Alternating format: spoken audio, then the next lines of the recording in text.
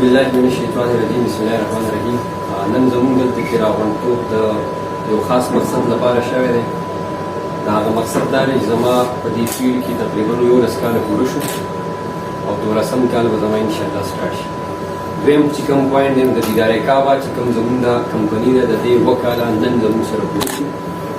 ایز ا رجسټر کمپني ده په دې کې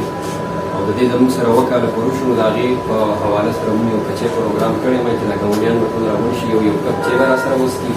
او زما په خوشحالۍ کې به زما سره شریک شي او ما ته به یو څو دعاګانې وکړي. نو هغې دپاره مونږ چې کومه دی نو په دې کې د کیک هم یو دغه کړی دی چې ټول لږ میټه میټه پکې ښایي نه داسې خوشحالۍ په موقع باندې بس دا یو کچې غوندې مونږ پروګرام کړی دی او ویل چې ټول راشي دا خبره دا ده چې حق زموږ د ګاونډ دی چې ګاونډیان ټول راغونډ شي او زموږ سره زموږ په خوشحالۍ کې په غم کې او ناسته پاسته کې پاتې شي نو تاسو شریک شي. بس دغه شارټ خبره او زموږ د کیک کټ کوو تاسو باندې بسم الله الرحمن الرحیم. نن چې زموږ دا کوم پروګرام و دا د دیدارې کعبه ټریول اینډ ټورز د 2 کالو د پوره کېدو په باره کې و او ورسره چې کومه دی نو زما هم 11 سال دې فیلډ کې پوره شو او 12 کال تقریبا زما روان شو. زه په دې کې تقریبا د 11 سال نه د ټریول اینډ ټورز کار کوم او زموږ چې کومه کمپني ده دیدارې کعبه ټریول اینډ ټورز دا ایز ا رجسټر کمپني چې کومه ده نو په دې کې کار کوي. زموږ سہولتونه چې کوم په دې کې دي نو په هغې کې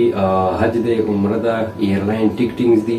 ورسره چې کومه دی نو ټرانسپورټ بای ایر او بای سی بای روډ درې وړه موږ ورکولی شو زموږ په دې لایسنس کې. د دې علاوه چې کوم دی نو انټرنیشنل بیروني او اندروني چې کوم ملک ټورس پیکیجز دي، هوټل بوکینګز دي او همدغسې چې کوم دی نو ټرانسپورټ دی که هغه د ملک نه بهر هم دی او که ملک کې دننه دی داسې هایکینګ ټریپس شو او دې کې چې کومه دی موږ هر ملک ته وزټ ویزه هم ورکوو چې کوم ته په اسانتیا سره وزټس کېږي او خاص کر چې کوم نن سبا زموږ سهولتونه دي نو هغه دوبۍ ته دي، ترکیې ته دي، ملیشیا ته دي، همدغسې سنګاپور ته دي او تایلینډ ته دي، اذربایجان ته دي او موږ ټورس چې کومه دی نو هغه هلته کې زموږ ګروپس هم په ټورس کې دي او ورسره ډومېسټک چې کوم سایډونه زموږ علاقې شوې کومراټ، چترال، حمزه شوه، په دې کې چې څومره ویلیز دي او څومره جیل دي او څومره چې ښایسته ځایونه دي نو هغې ته هم زموږ